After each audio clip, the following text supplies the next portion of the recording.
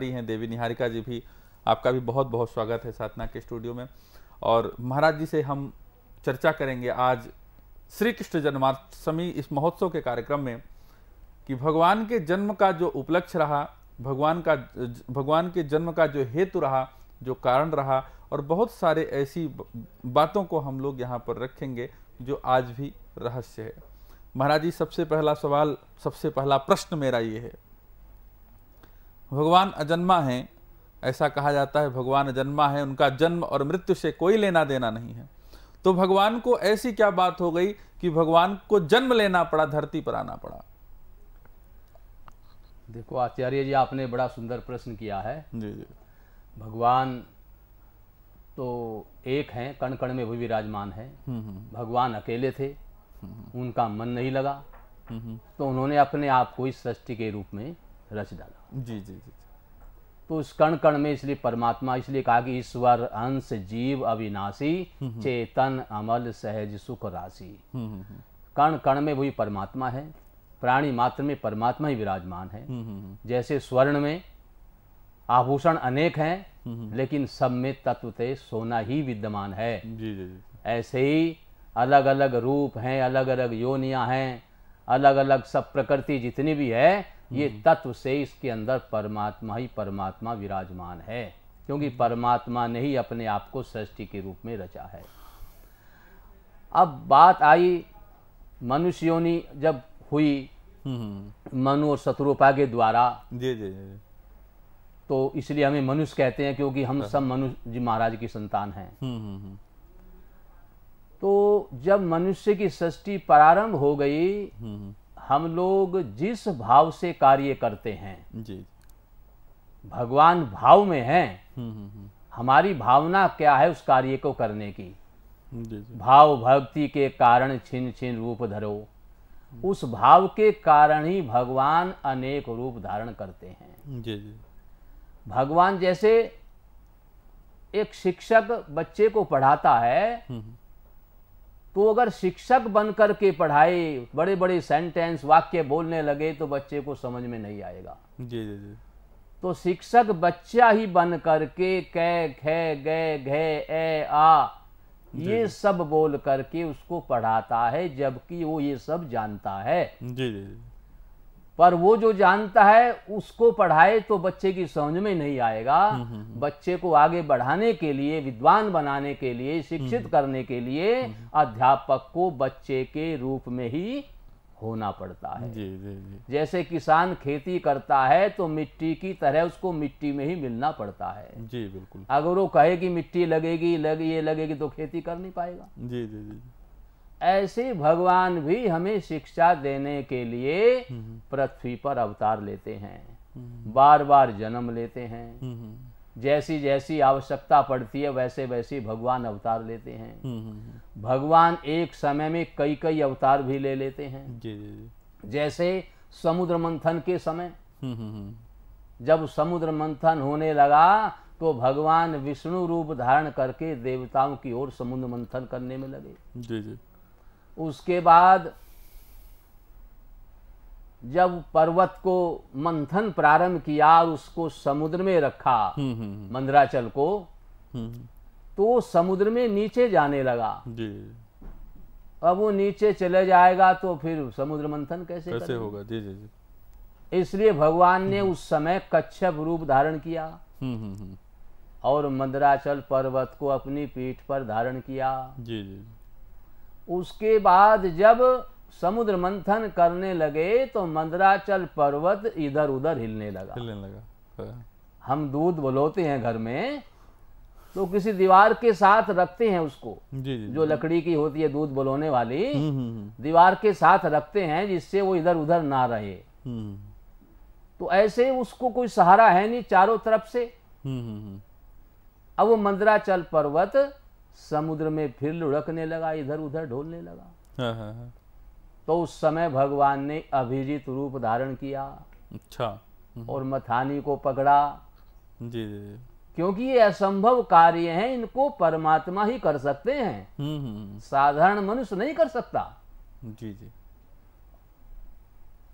समुद्र मंथन होने लगा।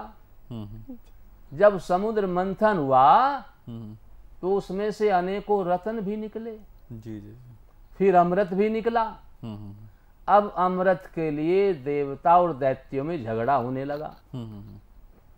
झगड़ा हुआ तो भगवान ने विचार किया ये तो दैत्य लोग पी जाएंगे, इसलिए भगवान ने उस समय मोहिनी रूप धारण किया। और मोहिनी रूप धारण करके भगवान ने देवताओं को अमृत पिलाया और दैत्यों को विष पिलाया, जी, मदिरापान कराया।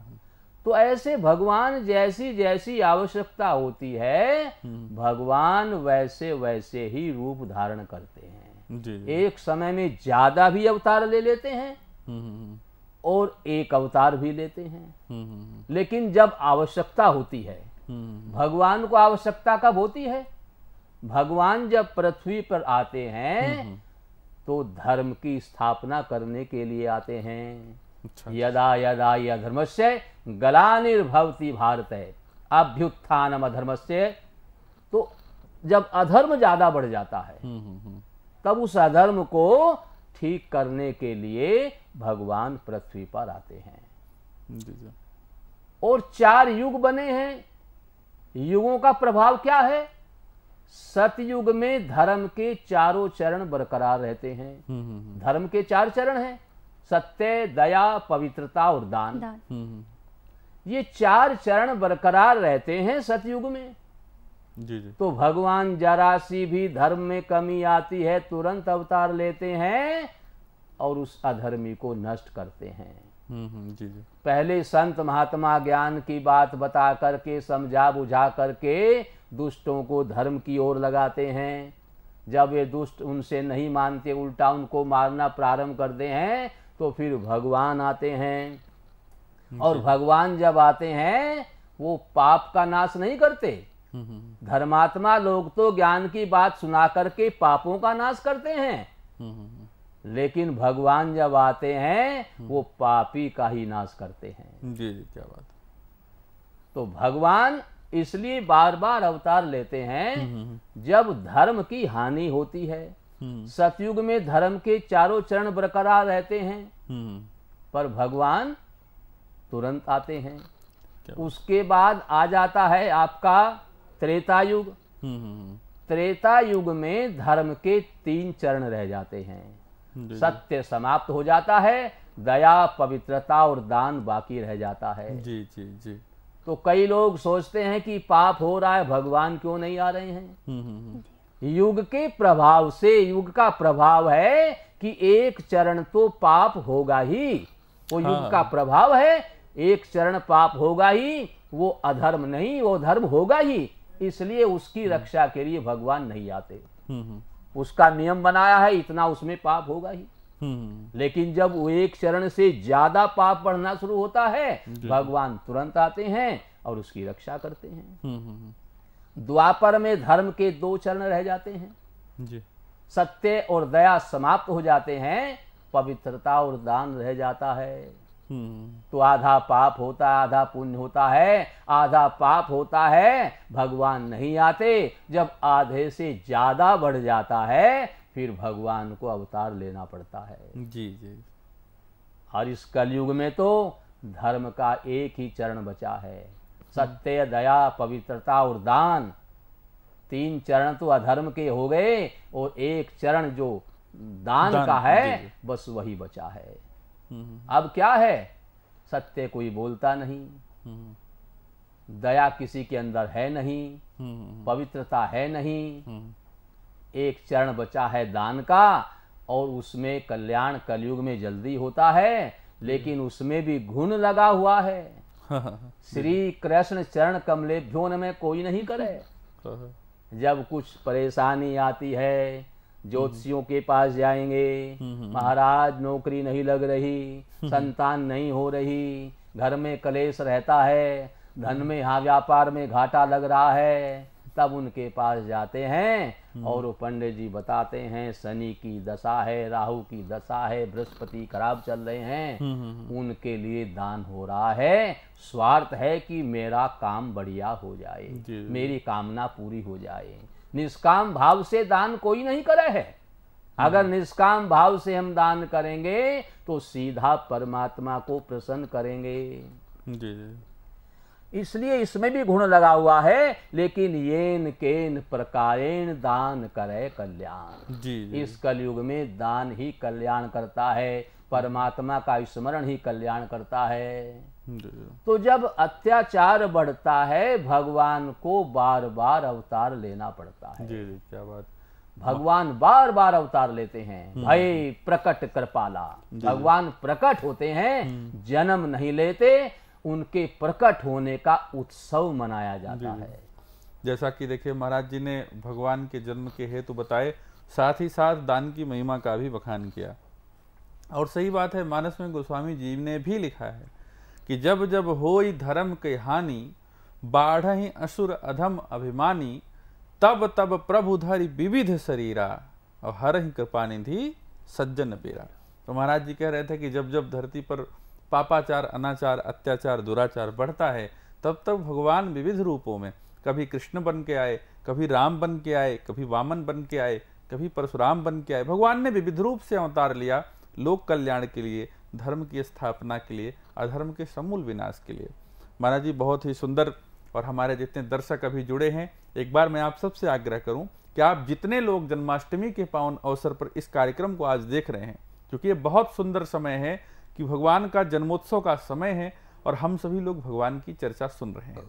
तो एक बार निवेदन, आप साधना चैनल पे, ईश्वर पर, जहां भी आप इसको सोशल मीडिया के प्लेटफॉर्म पे जहां कहीं भी देख रहे हैं, अपने माध्यम से कम 10, 15, 20 शेयर जरूर कर दीजिए। कम से कम आपके माध्यम से 10-20 लोग और इस कार्यक्रम का, प्रभु के गुणगान का आनंद उठा सकें। महाराज जी, भगवान की जो जन्म की चर्चा आती है, हाँ जी, तो भगवान ने अपने जो जन्म का समय, क्योंकि करता तो वही है, अपनी इच्छा से वो प्रकट हुए भगवान, पर जो समय का निर्धारण उन्होंने किया कि आधी रात को ही जन्मेंगे, काली अंधेरिया में, हम लोग कहते हैं अंधेरी रात है, भगवान रात के 12 बजे। तो भगवान ने ये जो काली रात वाला समय है, इसका सिलेक्शन क्यों किया? भगवान ने ऐसे समय का चयन क्यों किया? देखो आचार्य जी, भगवान भक्तों के अधीन है। जी जी। भगवान ने कहा कि मैं तो भगतन कर अधीन, भगत मेरे मुकुटमणि। क्या बात। एक भगवान ऐसे हैं जो अपने भगत को अपने से ऊंचा उठाना चाहते हैं। हम सांसारिक लोग, कोई हमारा साथी ऊंचा उठना चाहता है, उसको दबाने की कोशिश करते हैं। जी जी। और फिर भी जो उठ जाए तो उससे ईर्ष्या करने लगते हैं। जी जी। एक तो गुरु ऐसा होता है जो अपने शिष्य को बढ़ता हुआ देखता है तो बड़ा आनंदित होता है, और एक भगवान ऐसे हैं जो अपने भक्त को बढ़ता हुआ देखते हैं। इसलिए भगवान अपने भक्त की इच्छा पूरी करने के लिए बार बार अवतार लेते हैं, जी जी। बार बार जन्म लेते हैं। तो भगवान की जो इच्छा है वो अपनी नहीं होती, जी। उसके भक्त की जो इच्छा है, मैं भक्तन करदास, भगत मेरे मुकुटमणि। जो धन जिसके पीछे हम रात दिन दौड़ते हैं, हाय हाय करते हैं, पाप और पुण्य करते हैं, ठगी बेईमानी करते हैं, वो धन कभी नहीं कहता लोभी मेरे मुकुटमणि, मैं लोभी का दास। कभी नहीं कहता। धन तो जो सांसारिक धन है, धनवान की जेब में है। वो चाहेगा तो आपको मिलेगा, वो नहीं चाहेगा तो आपको नहीं मिलेगा। चाहे रात दिन उसके पास पड़े रहो, फिर भी उसकी इच्छा के बिना वो देगा नहीं। जी। लेकिन राम नाम रूपी धन तो चोड़े में पड़ा है, कल्लर में पड़ा है। रात में लो, दिन में लो, सुबह सो, शाम लो, ज्यादा लो, कम लो, कितना भी लो, उसके लिए कोई रोक टोक नहीं है। पर हम अज्ञानी ऐसे हैं इस संसार को सत्य मान करके, जो कि परमात्मा का अंश है। ये परमात्मा की माया है, और माया को महाठगनी बताया है। हम इस माया में आकर्षित होकर के अपने परमात्मा को भूल जाते हैं।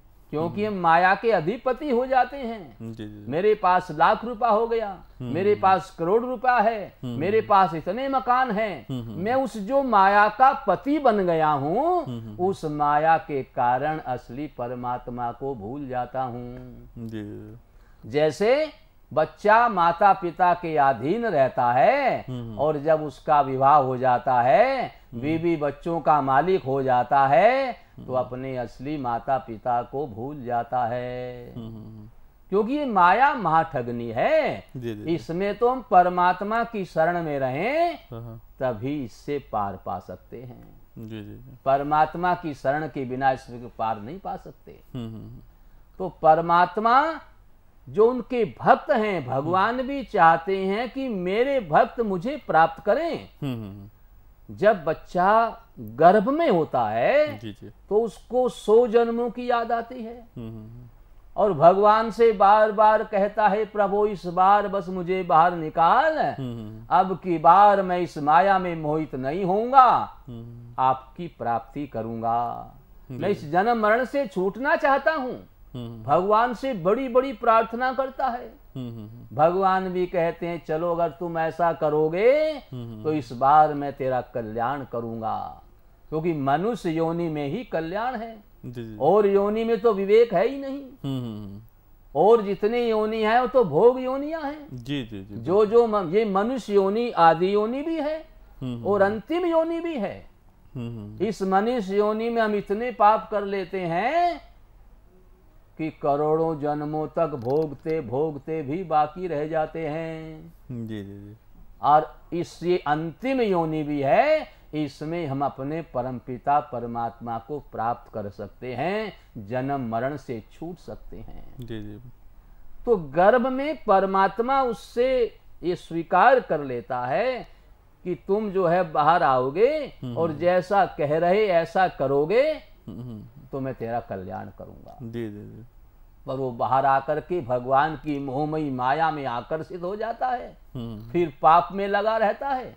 तो भगवान क्या कहते हैं, अंतिम समय जब आता है तो भगवान कहते हैं कि अब अंतिम समय आ गया, देख तेरी बात भी रह जाए, तूने वादा किया था मैं अच्छे काम करूंगा, तुम्हारी प्राप्ति करूंगा, जी जी और बेटा मेरी बात भी रह जाए, मैंने भी तुझसे वादा किया था कि ऐसा करेगा तो तेरा कल्याण करूंगा। जी जी जी कल्याण करने की बात मैंने भी कही थी। तो अब अंतिम समय में भी तुम मेरा स्मरण कर लो, एक बार मेरा नाम ले लो, जी तो मैं तेरा कल्याण कर दूंगा। भगवान इतने बड़े दयालु हैं, जीवन भर पाप किया, अब एक बार उनका नाम लेने से वो कल्याण करने को तैयार हैं। जी जी जी कितने बड़े दयालु हैं। लेकिन अंतिम समय में तो वही याद आएगा जो जीवन भर काम किया है। जी जीवन भर जो काम किया है वही अंतिम समय में याद आएगा, दूसरा कुछ नहीं आएगा। एक सुनार था, सोने की खरीद बेच करता था। जी जी जब अंतिम समय आया, डॉक्टरों ने, उसके लड़कों ने डॉक्टर को बुलाया। डॉक्टर ने थर्मामीटर लगाया और डॉक्टर ने कहा 105 बुखार है। जैसे ही 105 बुखार बताया, सुनार बोला बेच दो। सुनार मर रहा है, 105 बुखार है, मर रहा है और कह रहा है बेच दो। डॉक्टर ने लड़के से पूछा ये क्या कह रहा है। लड़कों ने कहा जीवन भर सोने की खरीद बेच करता रहा, आज भी घर में 70 के भाव का सोना खरीद के रखा हुआ है, ये सोच रहा है 105 का भाव हो गया बेच दो। तो इसको आज भी सोने का भाव सुनाई दे रहा है। ये सोच रहा है सोने का भाव बढ़ गया बेच दो, आज भी, क्योंकि जीवन भर जो काम करेंगे वही अंतिम समय में याद आएगा। इसलिए कहा कि श्वास श्वास में राम जप, वृथा श्वास न खोए, न जाने अगली सांस का आवन होए न होए। तो प्रत्येक श्वास में परमात्मा के नाम का स्मरण करना चाहिए। और संतों ने तो यहां तक कह दिया, अगर एक श्वास बिना राम के स्मरण के चली जाए तो इतना दुख मानना चाहिए जितना एक कमाऊ पुत्र मर गया हो उसका दुख होता है। संतों ने तो यहाँ तक कह दिया। हमारे एक स्वामी राम सुखदास जी थे, बड़े उच्च कोटि के संत थे, वो तो यही कहते थे कि एक श्वास भी परमात्मा के स्मरण के बिना नहीं जानी चाहिए। तो जीवन भर जो काम करेंगे वही अंतिम समय में याद आएगा। तो जो भगवान के विशेष विशेष भक्त होते हैं वो भगवान से प्रार्थना करते रहते हैं, अनुनय विनय करते रहते हैं और भगवान को अपने भक्तों की बात माननी पड़ती है। तो भगवान ने विचार किया कि जो हमारे भक्त लोग हैं वो दिन में तो यज्ञ हवन पूजा तपस्या सब करते हैं लेकिन रात्रि को अच्छा नहीं मानते हैं, उसको काली रात कहते हैं। तो भगवान सूर्य जो थे उनको बड़ा अपना भगवान के गर्व था अपने ऊपर, और चंद्रमा बेचारा रोता रहता था कि भगवान, मैं भगवान से कितना दूर हो गया हूं, भगवान मुझसे प्रेम नहीं करते हैं इसलिए रात्रि में आते नहीं हैं। तो भगवान ने ये चंद्रमा अपनी पत्नी रोहिणी के सहित भगवान की पूजा अर्चना करता था, यही प्रार्थना करता था कि रात्रि का भी प्रभाव बढ़ जाए।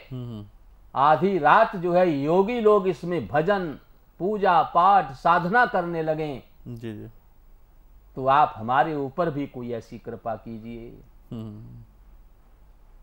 और भी भगवान के राम जन्म के हेतु अनेका, जी भगवान के आने के अनेकों कारण हैं। तो इसलिए भगवान ने रात्रि में जन्म लिया और रोहिणी नक्षत्र में जन्म लिया जिससे रात्रि का प्रभाव भी बढ़े और रात्रि को भी यज्ञ हवन पूजा मेरे नाम का स्मरण लोग करें। इसलिए रात दिन कहा कि श्वास श्वास में राम जप। तो रात्रि में भी यज्ञ हवन पूजा भगवान का स्मरण एकांत में बैठ करके हम साधना के लिए करें, केवल भगवत प्राप्ति के लिए करें और किसी काम के लिए न करके हमारा उद्देश्य केवल भगवत प्राप्ति का ही होना चाहिए। और भगवत प्राप्ति के उद्देश्य से हम रात्रि में साधना करेंगे तो साधना आपकी शीघ्र बहुत जल्दी सफल होगी, उसमें देरी नहीं लगेगी। क्या बात है। देखिए महाराज जी ने इतना सुंदर बताया कि भगवान ने रात्रि में जन्म क्यों लिया, क्योंकि भगवान रामचंद्र जी खड़ी दोपहरी में आए, सूर्य भगवान को अभिमान हो गया, चंद्रमा को लगा कि सूर्य को अभिमान है कि भगवान ने उनके सामने जन्म लिया, तो भगवान हमें भी अनुग्रहित कर, जैसा महाराज जी ने बताया, चंद्रमा के मनोरथ को पूर्ण करने के लिए, रोहिणी के मनोरथ को पूर्ण करने के लिए भगवान ने आधी रात में जन्म लिया। हमारे साथ चित्रकूट की बहुत प्रसिद्ध कथा व्यास देवी निहारिका जी हैं। देवी जी, मैं आपसे जी आपको भगवान कन्हैया का, भगवान कृष्ण का कोई ऐसा सुंदर प्रसंग जो आपके हृदय को छू जाता हो, पूरे, यद्यपि भगवान की सारी लीलाएं बहुत सुंदर हैं, लेकिन कोई एक ऐसा छोटा प्रसंग जो आपके हृदय को छू जाता हो और जो आज भक्तों को कुछ सुनाएं। और मैं चाहता हूं कि न केवल सुनाएं बल्कि 2 लाइन कुछ भगवान के जन्म की चर्चा गुनगुनाया जाए। भगवान के बारे में कुछ कहना मेरी वाणी को तो नहीं लगता कि मैं कुछ बोल पाऊंगी जी जी, लेकिन फिर भी मैं सुनाने का प्रयास करती हूँ भगवान के चरित्र को। भगवान का सबसे जो सुंदर चरित्र मुझे लगता है वो यहाँ पर आता है कि भागवत जी में एक श्लोक आया है और हर मनुष्य को इसका जाप करना चाहिए। कृष्णाय वासुदेवाय हरये परमात्मने प्रणत क्लेशनाशाय गोविंदाय नमो नमः।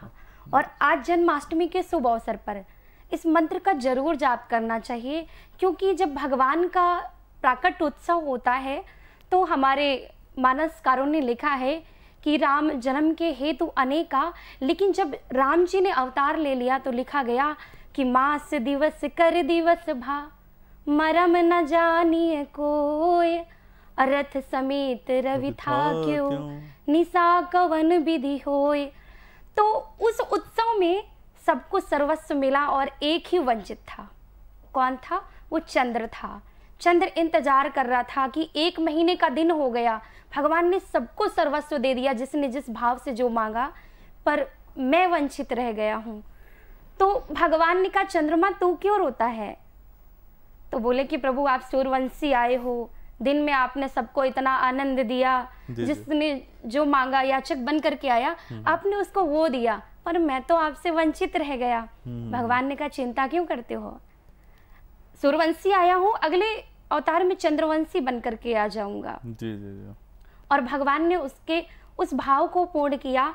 तो भगवान आज जन्माष्टमी के अवसर पर जो कोई जिस भाव से भजेगा उससे भगवान उसी भाव से मिलेंगे, क्योंकि भगवान के सामने भावों की प्रधानता होती है। और मनुष्य तो भजते ही हैं, भक्त तो भजते ही हैं, लेकिन भागवत जी में एक अद्भुत प्रसंग आता है जब युद्ध भूमि में किसी ने अद्भुत स्तुति की है। ये मेरा सबसे प्रिय प्रसंग है। वृत्तासुर ने युद्ध भूमि में भगवान की जो स्तुति करी है, अजात पच्छा इव मातरः, जिस प्रकार एक पक्षी जो छोटा सा है, घोंसले में है, जो चलना नहीं जानता, जिसने संसार नहीं देखा, और उसकी माँ दाना लेने के लिए दिन भर घूमती है। शाम को जब शाम होती है, सूरज ढलता है, उस समय उस पक्षी को ऐसा इंतजार होता है, इतना इंतजार होता है कि उसकी माँ उसके लिए कुछ ले करके आएगी। इसी प्रकार वृत्तासुर का भाव था भगवान के प्रति। दूसरा भाव ये था वृत्तासुर का कि जिस प्रकार एक प्रियतमा अपनी प्रेमी के विरह में डूबती है, दिन रात इंतजार करती है, जैसे विवाह होता है और विवाह के पश्चात उसका पति परदेश चला जाता है और एक टाइम पीरियड देके जाता है कि मैं इस वक्त आऊंगा, इस समय आऊंगा, तो वो हर क्षण इंतजार करती है। लेकिन जब एक दिन बचता है, उस दिन सुबह से दरवाजे की और नजर रहती है, टकटकी लगी रहती है कि अब आ रहे होंगे, अब आ रहे होंगे, और कोई भी घंटी बजाता है तो सोचती है मेरा पति आ गया, दौड़ करके जाती है। उस प्रकार भगवान का विरह मेरे हृदय में हो। और तीसरा, जिस प्रकार एक गौ माता अपने बछड़े से प्रेम करती है और बछड़ों को सुबह छोड़ करके जाती है चारा चरने के लिए, और शाम का जब वक्त होता है तो बछड़े रम्हाते हैं, चिल्लाते हैं, अपनी माँ को पुकारते हैं, ऐसा मेरा विरह हो। ये वृत्तासुर ने 3 प्रकार से स्तुतियां करी युद्ध भूमि में। तो ये हमें सबके लिए एक संदेश देता है कि समय कैसा भी हो जीवन में, लेकिन प्रभु को भजना चाहिए। ये मेरा सबसे प्रिय प्रसंग है कि भगवान का स्मरण इस भाव से हो, जिस प्रकार एक बच्चा अपनी माँ से प्रेम करता है, जिस प्रकार एक प्रियतमा अपने प्रेमी से प्रेम करती है, इस प्रकार भगवान का स्मरण होना चाहिए। जी जी, बहुत बढ़िया देवी जी। कुछ गुनगुनाना चाहेंगी 2 लाइन? संगीत की व्यवस्था तो नहीं है स्टूडियो में, लेकिन हमारे दर्शक श्रोता सुन रहे होंगे, तो मैं चाहता हूँ कुछ 2 लाइन। आज जन्माष्टमी का पावन अवसर है, आप सभी को बहुत बहुत बधाइयाँ मेरी तरफ से। आइए हम 2 लाइन गा लेते हैं। नंद बाबा के अंगना देखो बज रही आज बधाई, नंद बाबा के अंगना देखो बज रही आज बधाई, नगाड़ा नगाड़ा जोर से बजा दे मैं भी नृत्य करन को आई, नंद बाबा के द्वारे देखो बज रही आज बधाई, ढोल छाछ मृदंग हूँ बाजे और बाजे सहनाई, ढोल छाछ मृदंग हूँ बाजे और बाजे सहनाई, सज धज कर सब सखियाँ आई गावन लगी बधाई, सज धज कर सब सखियाँ आई गावन लगी बधाई, मैं भी नाचन को आई, मैं भी गायन को आई, मैं भी नाचन को आई, मैं भी गायन को आई, नगाड़ा नगाड़ा जोर से बजा दे मैं भी नृत्य करन को आई। इसी भाव में आज ब्रज का भाव लेकर के आई हूँ कि वैसे तो हमारा प्लान था कि हम जन्माष्टमी जो है वो वृंदावन में मनाएंगे, लेकिन हमारे तरुण भैया का इतना स्नेह और साधना टीवी का इतना स्नेह था कि बोले कि देवी जी आप बिल्कुल चिंता मत करिए, आज तो पूरा दिन हम संतों के साथ आनंद के साथ इस उत्सव को मनाएंगे। तो आज हमारा यहाँ आना सार्थक हो गया और हम महाराज श्री की वाणी से बहुत ही सुंदर उद्बोधन सुन रहे हैं। बहुत सुंदर देवी जी। देखिए, नगाड़ा जोर से बजा दे मैं भी नृत्य करन को आई। और आज हम लोगों का सौभाग्य है कि वृंदावन में हम लोग होते, आज तो स्वतः आनंदित होते, लेकिन सौभाग्य साधना टीवी ने, ईश्वर चैनल ने हम लोगों को दिया कि आज संतों के साथ हम लोग साधना के स्टूडियो में बैठ के आप सभी चैनल देखने वालों के हृदय में भगवान की चर्चा को पहुंचा रहे हैं। यह हमारा सौभाग्य है। और नगाड़ा जोर से बजा दे मैं भी नृत्य करन को आई। हाँ, ये बात है कि हम स्टूडियो से कर रहे हैं, लेकिन आज सच में वृंदावन में वो धूम है, पूरे भारतवर्ष में वो धूम है कि कन्हैया का जन्म आज रात 12 बजे होगा। फिर महाराज जी के पास चलेंगे। महाराज श्री भगवान की लीलाएं बहुत अद्भुत हैं। भगवान की हर लीला बहुत रसमयी है, आनंद से भरा है। भगवान की किसी लीला में इतना आमोद प्रमोद है कि अश्रु से नेत्रों से अश्रुपात हो जाता है।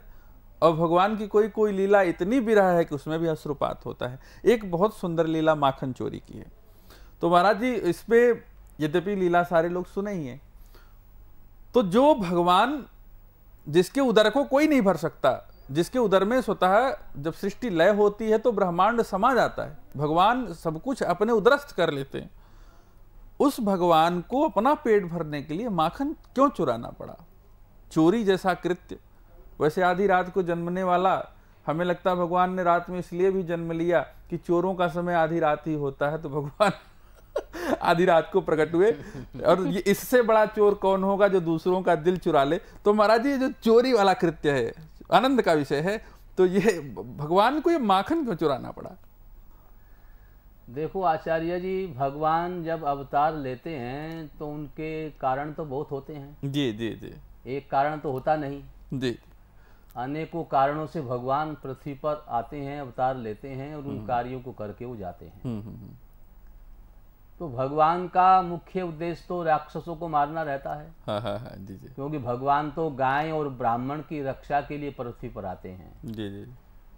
इसलिए उनके धाम को गोलोक धाम कहते हैं। वृंदावन को भी पृथ्वी का गोलोक धाम कहा गया है। जी जी। ये पृथ्वी से अलग माना गया है। इसलिए भगवान ने यहाँ सारे तीर्थों को बुलाया। इस ब्रज धाम में, ब्रज मंडल में सभी तीर्थों को बुलाया। आप ब्रज 84 की यात्रा करोगे तो सब तीर्थ आपको वहीं मिलेंगे। जी। तो भगवान ने अनेक लीलाएं करी हैं जी। लेकिन जब भगवान ने देखा कि मुझे कंस को मारना है, हाँ। और शत्रु को मारने के लिए सबसे पहले तो शत्रु की जो आय है, इनकम जो है, जी जी, उसको समाप्त करना होगा। हाँ हाँ हाँ, जब शत्रु को पहले तो बलहीन करना है, हाँ हाँ, क्योंकि भगवान जो कृष्ण भगवान है ये संपूर्ण कलाएं लेकर के आए हैं। जी जी।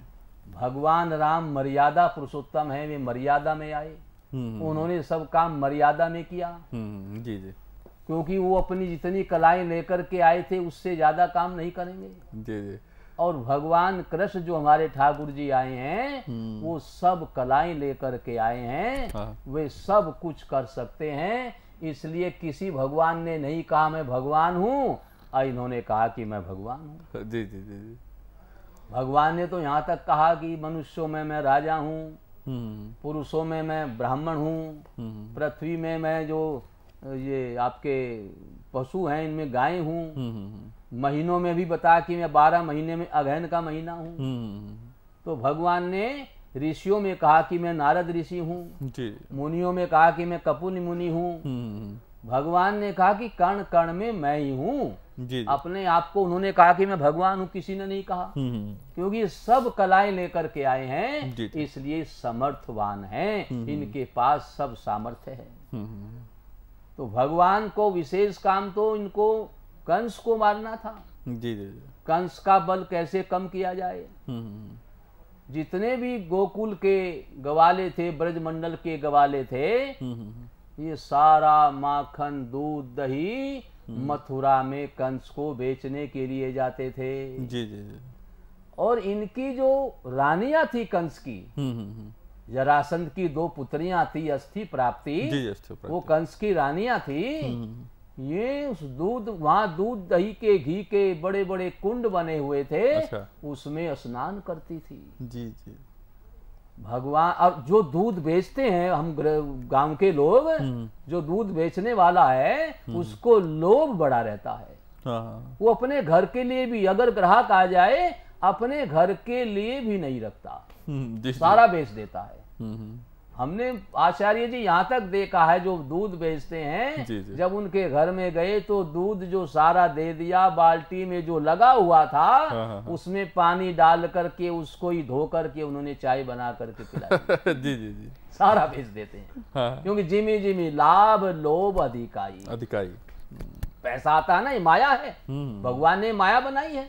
जी जी, तो सारा दूध दही लोभ के, पैसा के लोभ के कारण मथुरा में कंस को बेच देते थे। जी जी, उससे क्या होता था, जो अपने घर के जो बच्चे हैं, ग्वाल वाले हैं, उनको दूध दही नहीं मिलता था। हाँ, जब उनको दूध दही घी नहीं मिलेगा तो वो कमजोर होंगे, जी जी, शरीर में बल नहीं होगा।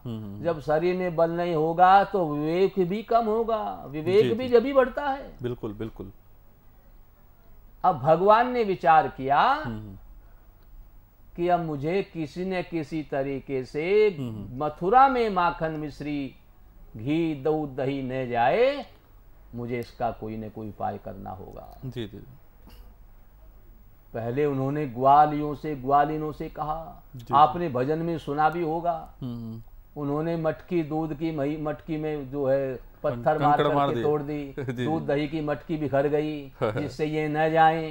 वो तब भी नहीं रुकी, तब भी नहीं रुकी। जी जी, तो भगवान ने अपने ग्वाल बालों की एक चोर पर 4 मंडली बनाई। जी जी, गांव में चौपाल थी, उस पर इकट्ठे होते थे, इनसे मित्रता की और इनको समझाया और कहा कि हमें चोरी से माखन खाना होगा। जी जी, जबकि भगवान के यहाँ तो नंद बाबा के यहाँ 9 लाख गाय थी। जी जी, जिसके यहाँ 9 लाख गायें हों, वो भला किसी के घर से माखन दूध दही क्यों चुराएगा। जी जी, सही। पर भगवान का उद्देश्य था कि मुझे इस दूध दही माखन को मथुरा जाने से रोकना है। जी जी, ये हमारे बच्चे इसको खाएंगे, बलिष्ठ होंगे, तभी तो युद्ध करेंगे, तभी तो कंस के सैनिकों को मारेंगे। जी जी, इसलिए भगवान ने चोरी की लीला की और इसमें बड़े बड़े उन्होंने इस तरीके से लीला की जिससे सभी ग्वाल बाल इनके पक्के मित्र बन गए। जी जी जी, भगवान ने जब चोरी करने, और जो गोपियां थी उनमें भी ऐसा आकर्षण हो गया, वो भी चाहती थी कि भगवान हमारे यहाँ माखन चुराने के लिए आए। जी जी, वो माखन निकाल करके जानबूझ करके रख देती थी कि ये कन्हैया आएगा, हमारे घर का माखन चुरा करके खाएगा तो मेरे घर में मेरा माखन जो है जी जी, वो सुकृत हो जाएगा, उसका कल्याण हो जाएगा। मेरा जो है घी निकालना, माखन निकालना जी, उत्तम हो जाएगा। इसलिए वो भी चाहती थी और उनके साथ लीला भी करती थी। एक बार तो ऐसे हुआ कि ये ग्वालिन यशोदा मैया के पास में उल्हाना लेकर के गई कि तेरा लाला मेरे यहाँ का माखन चुरा करके खावे है। यशोदा मैया ने कहा, मेरे यहाँ दूध दही माखन की कमी है क्या, मेरा लाला माखन क्यों चुराएगा। तो उसने कहा, अब की बार मैं पकड़ के लाऊंगी तब तो मान जाएगी। मैया ने कहा, बिल्कुल मानूंगी। आज इस गोपी ने माखन को छीके पर रख दिया। जी जी, और कैसे रखा, छीके के ऊपर पहले परात रखी और परात को पानी से लबालब भर दिया और उस पानी में माखन की मटकी रख दी और उसी के नीचे चारपाई बिछा करके सो गई। जो भगवान के अनन्य भक्त होते हैं उनको गहरी नींद आती है, क्योंकि वो सोते नहीं है, वो बस चारपाई पर लेट गए, भगवान के गुणों का स्मरण करते रहे, उनके मंत्र का जाप करते रहे और जाप करते करते नींद आ गई तो सो गए, उठते ही फिर शुरू हो गया। जी जी, तो जो भगवान का स्मरण करता हुआ शयन करता है उसको कोई सांसारिक चिंता तो होती नहीं, गहरी नींद आती है। जी जी, तो इस गोपी को गहरी नींद आती थी, इसलिए उस छीके के नीचे ही चारपाई बिछा करके लेट गई। जी जी, ये कन्हैया आएगा माखन चुराने के लिए और जरा सी जहां परात हिली ये जल मेरे ऊपर गिरेगा परात का, मेरी नींद टूट जाएगी और मैं कन्हैया को पकड़ करके मैया के पास ले जाऊंगी। मैया कहे मेरा लाला चोरी नहीं कर सके है। अब भगवान तो अंतर्यामी है, सबके हृदय की बात जानते हैं। जी जी। भगवान ने आज ग्वाल वालों से कहा कि तलैया में जाओ और वहां से कमल नाल ले आओ। कमल नाल एक ग्वाला लेकर के आया तो बड़े बड़े कमल नाल थी वहां। अच्छा। तो भगवान ने एक कमल नाल का एक छोर तो परात में रख दिया जिसमें पानी भरा हुआ था और दूसरा छोर मैया की चारपाई के नीचे कर दिया। जी जी जी। तो सारा जल जितना भी परात में था मैया की चारपाई के नीचे आ गया और ये ग्वालिन गोपी सोती रही। क्यों? जल इसके ऊपर गिरेगा तभी तो उठेगी। और भगवान ने ग्वाल वालों को कहा कि ये माखन चोरी करो। तो सब ग्वाल बाल खड़े हो गए और भगवान एक पीठ पर चढ़े, फिर दूसरे की पीठ पर चढ़े और फिर छीके तक पहुंच गए। हाथ से छीका पकड़ करके, एक हाथ से छीका पकड़े हुए हैं, एक हाथ से माखन निकाल निकाल कर ग्वाल बालों को खिला रहे हैं। जी जी। ग्वाल बालों ने माखन खाया, चप चप की आवाज हुई तो गोपी की आंख खुल गई। जी जी जी। जैसे ही ग्वालों ने देखा गोपी की आंख खुल गई, सब जो है फटाक से निकल के नीचे से भाग गए और भगवान छीके पर लटके रह गए। गोपी ने कहा आज पकड़ कर के ले जाऊंगी। यशोदा मैया नहीं मान रही कि तुम चोरी करते हो, आज पकड़े जाओगे। भगवान ने कहा मैया कोई बात नहीं गोपी, तेरी ऐसी इच्छा है तो अपनी इच्छा पूरी कर।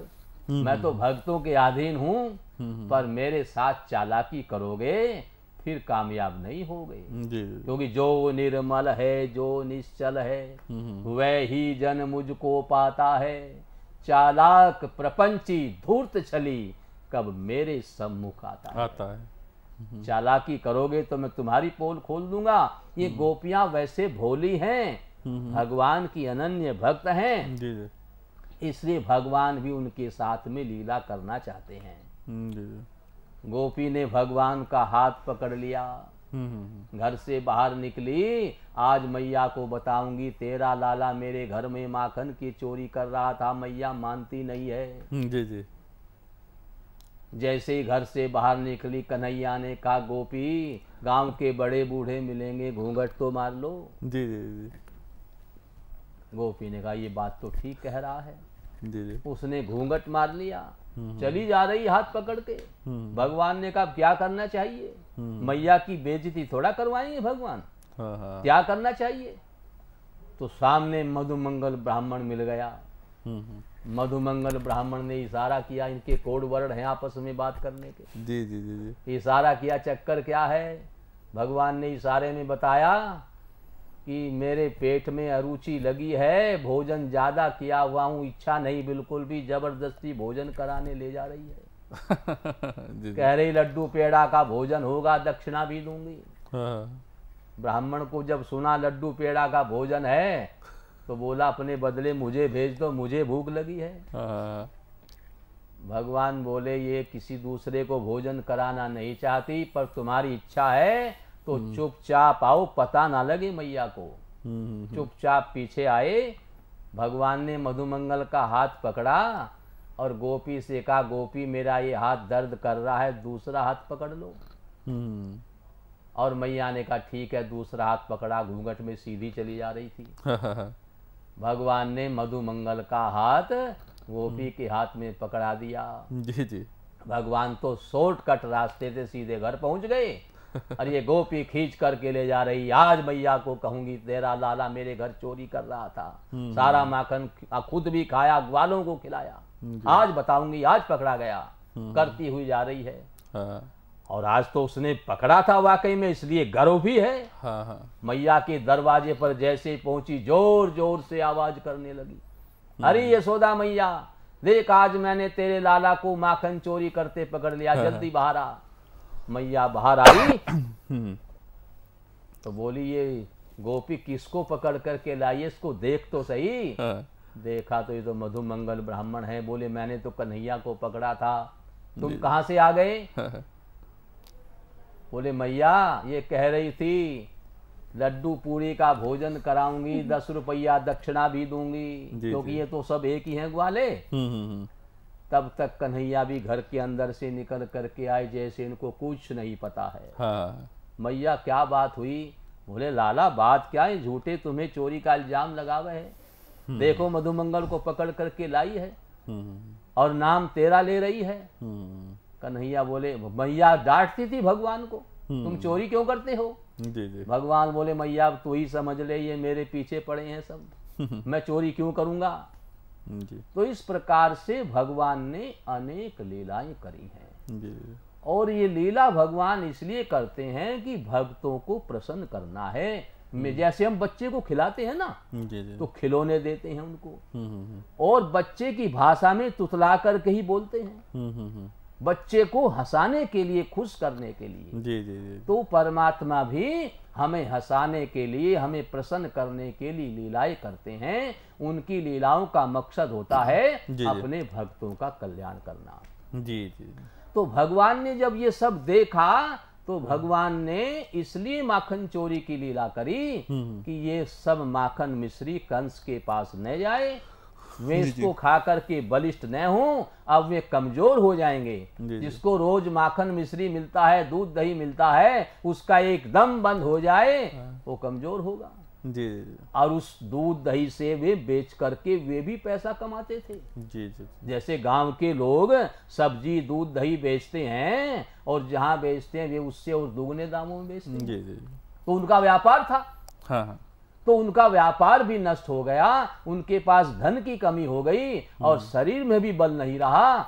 तो भगवान ने कहा हमें उसको युद्ध करना है, शत्रु को हराना है, तो पहले उसकी शक्ति को भी कम करना होगा। इसलिए भगवान ने माखन चोरी की लीला की और अपने भक्तों को आनंदित करने के लिए भी भगवान ऐसी लीलाएं करते हैं। भगवान को इसकी कोई आवश्यकता नहीं होती, पर कारण तो होता है।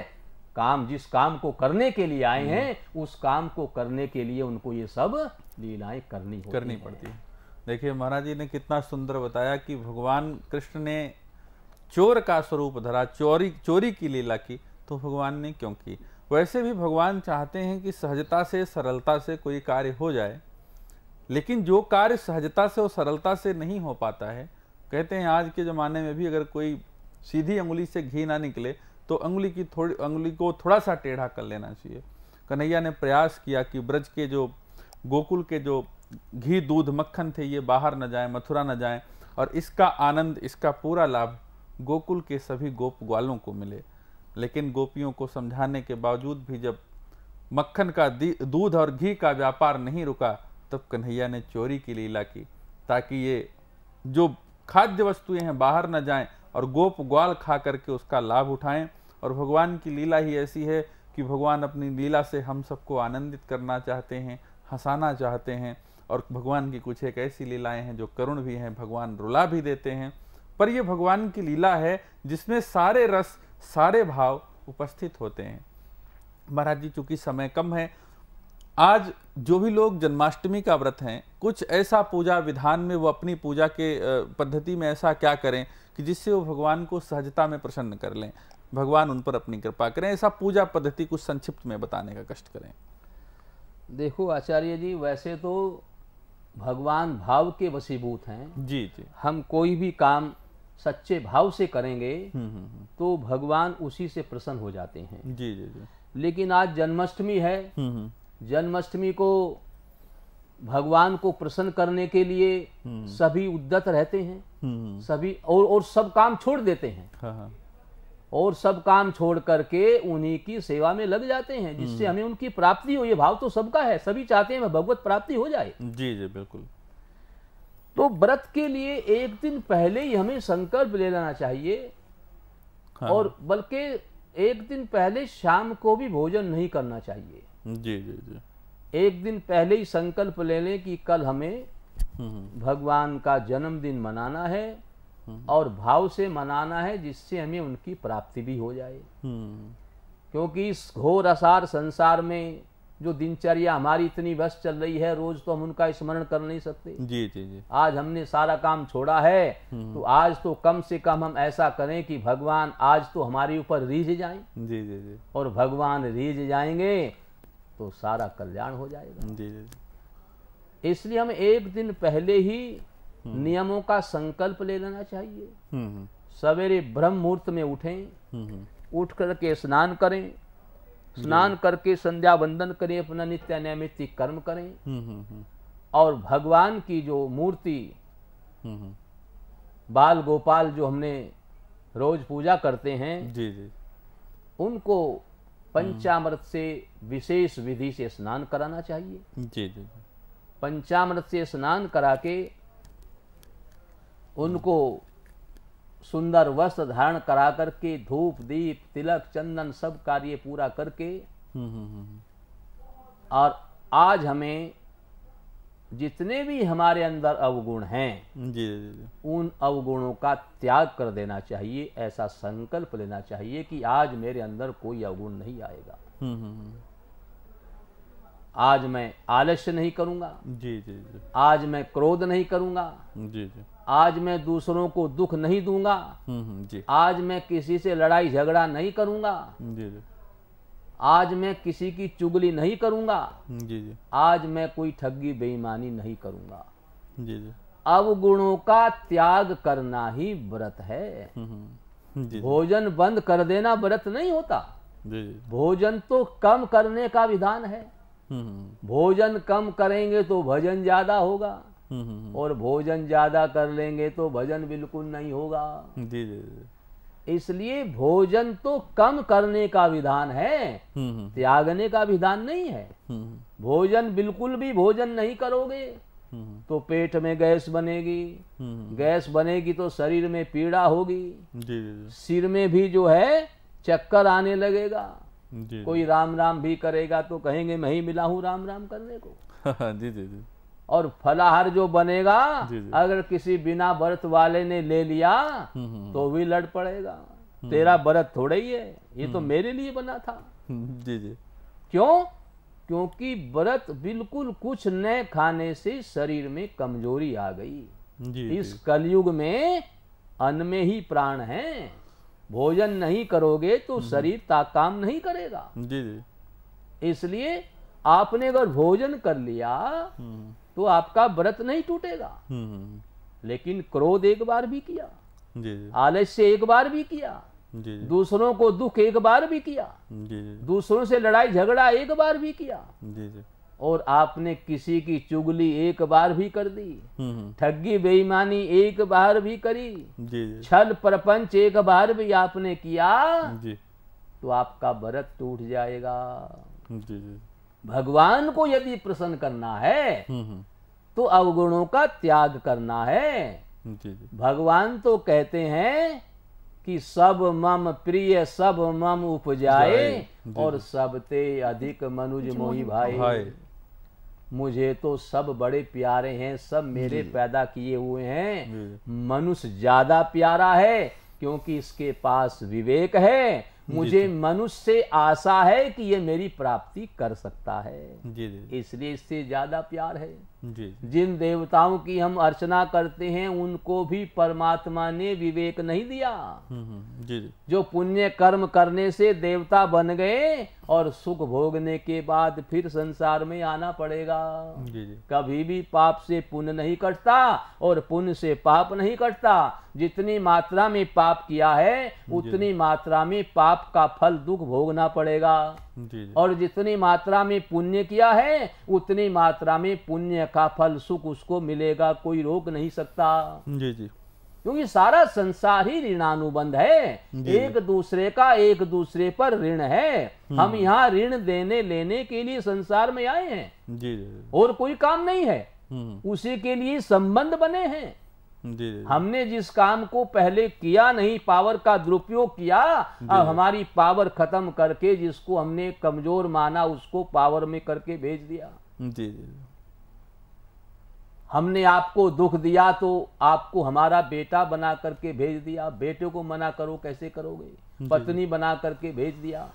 जी, तो ये सारा संसार तो ऋणानुबंध है। यहाँ तो हम ऋण लेने देने के लिए आए हैं। जी, जी। इसलिए हमें यहाँ व्रत का विशेष मतलब है कि हमें आज अवगुणों का त्याग करना है। आज कोई अवगुण मेरे अंदर न आ जाए, आज मेरे अंदर अहंकार न आ जाए। निज प्रभु में देखूं सर्व जगत कही सन करूं विरोध। क्या बात। किससे बैर करूं? जब मेरे प्रभु के सब अंश हैं तो किससे मैं बैर करूं? किससे कड़वे वचन बोलूं? किसको नीचा दिखाऊं? सही बात। तो व्रत का मतलब केवल भोजन बंद कर देना नहीं है। जी, भोजन तो कम करना है। जी, करना जरूर है, बिना भोजन किए बात नहीं बनेगी। अगर आपने व्रत किया और बीमार हो गए तो व्रत खंडित हो जाएगा। व्रत का मतलब है हमें वो वस्तु खानी है जो हमारे शरीर को स्वस्थ रखे। जी, जी। शरीर स्वस्थ रहेगा तभी तो भजन होगा। साधन धाम मोक्ष कर द्वारा। ये भगवान ने शरीर तो मोक्ष का साधन दिया है। जैसे आप कहीं लंबा जाना है, बहुत दूर जाना है, कार में बैठ करके जाओगे तो जल्दी पहुंच जाओगे, पैदल जाओगे तो महीनों लगेगा। जी, जी। तो इस शरीर साधन दिया है, इसके द्वारा आपको अपनी मंजिल पर जाना है। जी, जी। इसलिए शरीर को तो स्वस्थ रखना है। जैसे ये स्वस्थ रहे वैसा ही इसको आहार देना है। भोजन ज्यादा करोगे आलस्य आएगा, इसलिए हल्का आहार लेना है। इसलिए फलाहार लेते हैं। जी, जी। फलाहार इसीलिए, लेकिन फलाहार भी नहीं लोगे तो भजन कैसे करोगे? नहीं, नहीं, वो तो आवश्यक है वो तो। इसलिए हमें जो है परमात्मा को जब स्नान करा दिया, वस्त्र धारण करा दिए, और फिर हमें श्री कृष्ण गोविंद हरे मुरारे हे नाथ नारायण वासुदेवाय भगवान के किसी भी मंत्र का जप करें। चलते फिरते उठते बैठते खाते पीते रात दिन करें। जी, जी। कोई जरूरी नहीं आप एक जगह बैठ करके करें। आप बुजुर्ग हैं, बीमार हैं, ज्यादा देर नहीं बैठ सकते, आप लेट करके करें, चलते फिरते करें, क्योंकि भगवान तो कहते हैं कि एक श्वास में मेरा स्मरण करिए। जी, जी, जी। तो चलते फिरते उठते बैठते सोते जागते उनका स्मरण करते रहिए। जी, जी। गुरु नानक जी के एक शिष्य थे, वो जब लैट्रीन में शौच के लिए जाते थे, वहां भी राम नाम जपते थे। जी, जी। शिष्यों ने जाकर के कहा, गुरु जी ये तो बड़ा गंदा आदमी है। बोले क्यों? बोले लैट्रीन में भी राम नाम जपता है। तो नानक जी ने बुलाया, पूछा भाई ऐसा क्यों करता है? तो शिष्य ने बताया, गुरु जी मुझे बिना राम नाम के रहा ही नहीं जाता। तो बिना राम नाम के रहा ही न जाए, ऐसा भगवान का भजन करो तो भगवान को भी तुम्हारे पास आए बिना रहा न जाए। क्या बात है, बहुत सुंदर। जब आपको राम नाम बिना नहीं रहा जाएगा तो भगवान भी आपके पास आएंगे, उनसे भी नहीं रहा जाएगा। क्योंकि भगवान कहते हैं आप 4 कदम मेरी तरफ चलोगे तो मैं 8 कदम आपकी तरफ चलूंगा, और तुम 2 कदम पीछे चलोगे तो मैं 4 कदम पीछे चलूंगा। तो भगवान तो हमारे भाव में है। हम अगर नियम से भगवान को स्मरण करें तो भगवान को तो आने में देरी नहीं लगती। देरी तो केवल हमारे भजन में है, हमारे भाव में है। जी, जी। ऐसा भाव हो जाए हम भगवान की प्राप्ति के लिए बेचैन हो जाएं, जी, जी, जी। रहा न जाए, हाँ। तो फिर भगवान से भी रहा नहीं जाएगा। क्या बात है, बहुत सुंदर। जब ध्रुव ने सिद्धासन लगा करके और श्वास को रोक दिया, जी, जी। तो सारी त्रिलोकी विकल हो गई, इतनी व्याकुल हो गई, तो भगवान को आना पड़ा। तो भगवान तो ऐसे दयालु हैं, वो तो इंतजार कर रहे हैं, वो तो चाह रहे हैं कि आप मेरी प्राप्ति करें। जी, जी, जी। तो आपको ओम नमो भगवते वासुदेवाय, श्री कृष्ण गोविंद हरे मुरारे हे नाथ नारायण वासुदेवाय, जो भी आपको प्रिय मंत्र हैं, भगवान के किसी भी मंत्र का आप जप करें, किसी में शक्ति कम नहीं है। जी, जी। सभी में बराबर शक्ति है। इसलिए आपको पूरा दिन रात उन्हीं का भजन स्मरण करें, भगवान के नाम का संकीर्तन करें, सभी आपस में बैठ करके उनके चरित्रों का गान करें। जी, जी। तो 24 घंटे रात दिन उन्हीं के भजन स्मरण में व्यतीत कर दें, संसार का आज कोई काम न करें, और आधी रात जब हो जाए तब समझ लो कि अब भगवान का प्राकट्य हो गया है। तो उसकी खुशी में फिर थोड़ा फलाहार जो आपने लेना है, भगवान को स्नान आदि करा करके आप उसको ले सकते हैं। इस प्रकार रात दिन 24 घंटे उन्हीं का स्मरण करोगे तब भगवत प्राप्ति होगी। और यही भगवान के व्रत का नियम है और यही भगवान की पूजा का नियम है कि उस दिन तो कम से कम अवगुणों का त्याग करके मेरा ही स्मरण होता रहे, मेरे अंदर कोई अवगुण न आए, मैं सबको परमात्मा का अंश समझूं कि सभी परमात्मा के अंश हैं तो सब मेरे हैं, कोई पराया नहीं है। जी जी। अहंकार का त्याग करके, अभिमान का त्याग करके, अभिमान रहित होकर के इसी उनके भजन स्मरण में लगा रहे, यही उनकी पूजा का व्रत का सबसे सुंदर नियम है। जी जी। दिखावा न करके सच्चे हृदय से जी। भगवान के नियमों का पालन करता रहे तो भगवत प्राप्ति होगी और आसान होगी, सरलता से होगी, इसमें कोई संदेह नहीं रहेगा। क्या बात है, बहुत सुंदर। देखिए महाराज जी ने हम लोगों को कितना सुंदर उपदेश दिया, और जो भी लोग हमारे टीवी स्क्रीन पर इस समय देख रहे हैं, देखिए कितना सुंदर भाव है। महाराज जी ने कहा कि भगवान की भक्ति करिए और मन के जो लोभ मोह क्रोध अहंकार इत्यादि दुर्गुण हैं, अपने दुर्गुणों को मार करके भगवान की शरणागति लीजिए। पूजा का विधान कैसा भी हो, अगर आपका प्रेम सच्चा है, आपके अंदर दुर्गुण नहीं है, तो सहजता से आपको ईश्वर की प्राप्ति, भगवान की प्राप्ति हो जाती है। वैसे भी कहा जाता है, न जाने कौन से गुण पर दया निधि रीझ जाते हैं। पता नहीं आपका कौन सा व्यवहार, कौन सा प्रेम भगवान को पसंद आ जाए। इसलिए भगवान से प्रीति करें, अहंकार जैसे, मोह जैसे, लोभ जैसे, क्रोध जैसे दुर्गुणों से दूर रहा जाए। और चूंकि समय, स्टूडियो की घड़ी हमारी बता रही कि हमारा समय लगभग पूरा हो चुका है, एक लाइन का सोहर, चूंकि भगवान का जन्म हो, जन्माष्टमी का समय हो, महाराज जो सोहर ना हो, तो आइए मैं एक लाइन का सोहर मैं आपको सुनाता हूं और उसके बाद आज के इस कार्यक्रम को यहीं पर विराम करेंगे। आगे ईश्वर की जब इच्छा होगी, हम सभी लोग संतों के साथ साधना टीवी के माध्यम से फिर से आनंद उठाएंगे। एक छोटा सा सोहर। यशोदा के जन्मे है लालनवा भवनवा, अरे भवनवा अंगनवा उठे सोहर हो। ये अवधि का है, अवधि का ही सोहर विधा भी है।